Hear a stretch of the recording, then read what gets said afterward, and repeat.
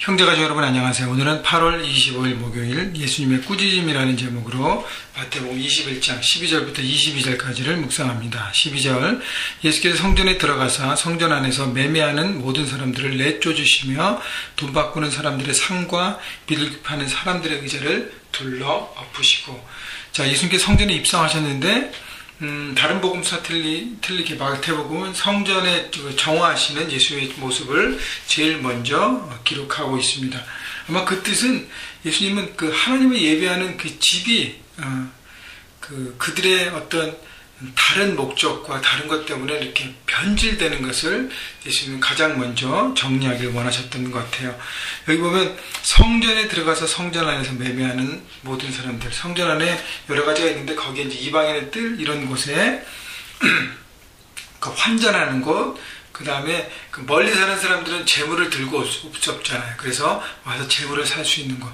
원래는 성전 안이 아니라 성전 밖에 그 모든 것이 있었는데 그 상권의 문제 때문에 그 안에 또 열리게 됩니다. 그래서 그 성전을 하나님을 예배하고 하나님을 앞에 내 마음과 중심을 드리는 거기에 관심 있는 것이 아니라 환전과 성전세를 내야 되니까 이제 유대인들은 1년에 한 번씩이요.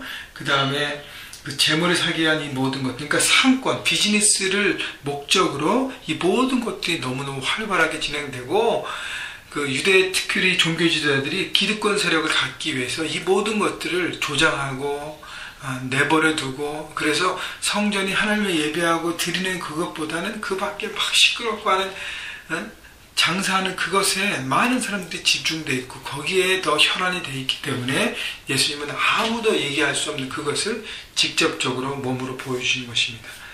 13절 보세요. 그들에게 이르시되 기록된 바 내 집은 기도하는 집이라 일컬음을 받으리라 하였거늘 너희가 강도의 소굴을 만드는도다 하시도다 얘기합니다. 하나님의 집은 어떻게 해요? 기도하는 집이라는 것입니다. 사람들을 기도하고 자신을 위해서 기도하고 하나님의 마음을 구하는 곳이지 다른 목적이 있어서 되지는 않는다고 얘기하는 것이죠. 여러분, 많은 사람들이 하나님 앞에 예배하고 하나님 앞에 마음을 드리고 중심을 드리는 그 예배와 하나님과의 관계 외에 다른 것들에 관심을 갖고 있는 사람들이 있는데 그것은 잘못됐다고 주님 말씀하신 것입니다. 여러분, 주일날 우리 교회 와서 함께 예배할 때 여러분 무엇에 제일 관심이 있습니까? 제일 관심은 하나님의 마음을 구하는 것, 하나님과 마음과 만나는 것, 예배하는 것, 거기에 집중되어야 되고요. 그 다음에 사람들에서 기도하고 하나님과의 관계를 해서 기도하고 하는 그것. 그래서 하나님과의 관계, 릴레이션십, 여기에 포커스를 맞추지 않으면 우리는 다른 것 때문에 교회 오고 사람들을 만나고 하나님의 일들을 감당할 수 있게 되는 것입니다. 여러분, 그래서 과연 나는 어디에 집중되고 있는가 돌아보시고요. 14절 맹인과 저는 자들이 성전에서 예수께 나오매 고쳐주시니. 당시 맹인과 저는 자들은요, 성전에서 환영받지 못한 사람들이에요. 저주받은 사람이라고 표현됐습니다. 근데 그런 사람들이 예수님 고쳐주셨습니다. 여러분 보세요. 성전에서 장사하는 사람 내쫓고 병든 자 그들은 고쳐주셨습니다. 환영하셨습니다. 회복시켜 주셨습니다. 바로 예수님의 관심과 마음이 어디 있는가를 우리가 볼 수 있다는 것이죠.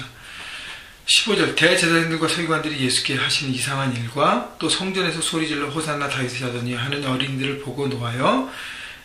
16절 예수께 말하되 그들이 하는 말을 듣느냐. 예수께서 이르시되 그렇다. 어린 아기와 젖먹이들의 입에서 나오는 찬미를 온전하게 하셨다 함을 너희가 읽어본 일이 없느냐 하시고, 예수님께서는 말씀을 자신에게 적용하시면서 하나님 말씀으로 늘 유대 지도자들과 대화합니다. 여러분, 15절에서 우리가 볼 수 있는 것은 대제사장들, 장들과 서기관들, 저는 이게 대제사장 발음이 잘 안 되는데 대제사장들과 서기관들, 이들은 유대 지도자들인데 그들의 관심은 뭐예요?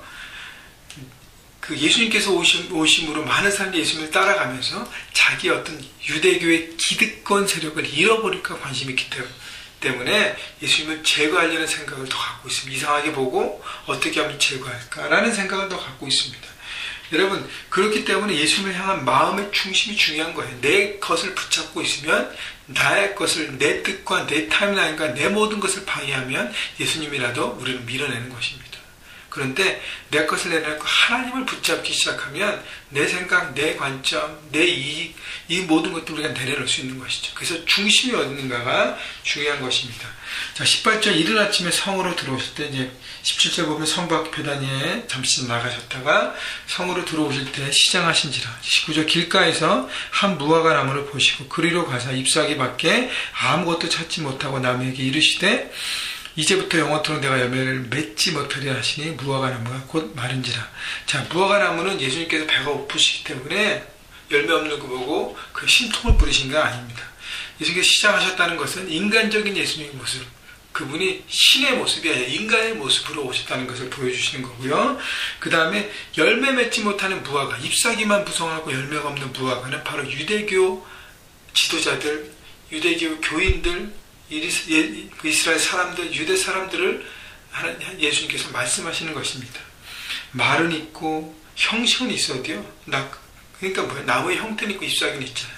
근데 그들에게 열매가 없다는 것이죠. 왜냐하면 믿음이 없기 때문에, 생명이 없는 신앙생활을 하기 때문에 그들이 열매 없는 삶, 결국 그래서 무너진 삶을 살게 되는 것을 상징적으로 예수님은 보여주신 것입니다. 여러분, 우리가 말씀 묵상을 왜 하죠? 말씀을 많이 알고 깨닫고 잎사귀지만 많은 인생을 살기 위해서 합니까? 아니에요. 말씀을 이해하고 묵상하고 적용해서 내 삶에 적용해서 내 삶의 현장에서 하나님 나라를 이루어감으로 어떻게 해요?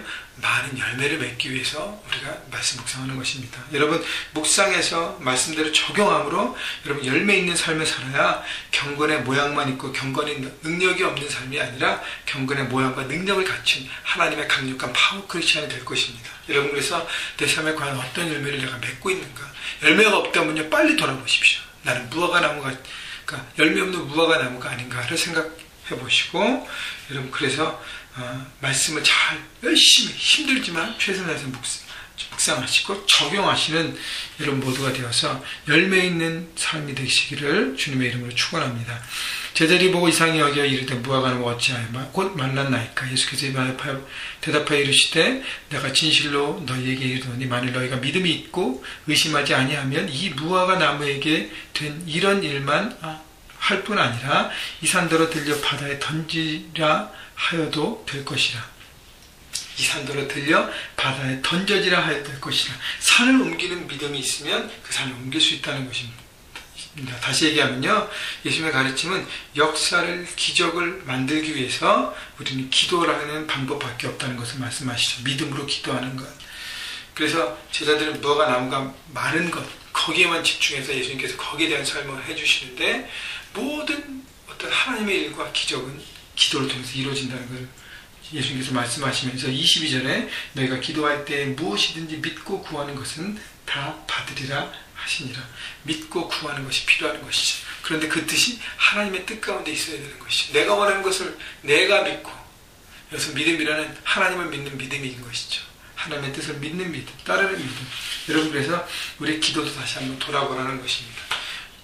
오늘 예수님의 성전 청소와 무화과 나무에 대한 저주와 이 모든 것을 보면서 우리가 기본이, 하나님 나라에서 우리가 살아야 될 그 기본을 다시 한번 돌아보는 것입니다.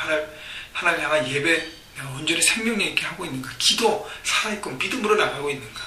그래서 그 믿음으로 나가고 하나님을 예배할 때 우리 삶에 정말 기적들이 일어나고 역사들이 일어나는 것이죠. 오늘도 여러분 믿음으로 기도함으로 하나님의 뜻을 이루어드리고 여러분 삶 가운데 작은 기적들을 경험해서 정말 능력 있는 열매 맺는 풍성한 열매를 갖는 귀한 삶이 되시기를 주님의 이름으로 축원합니다.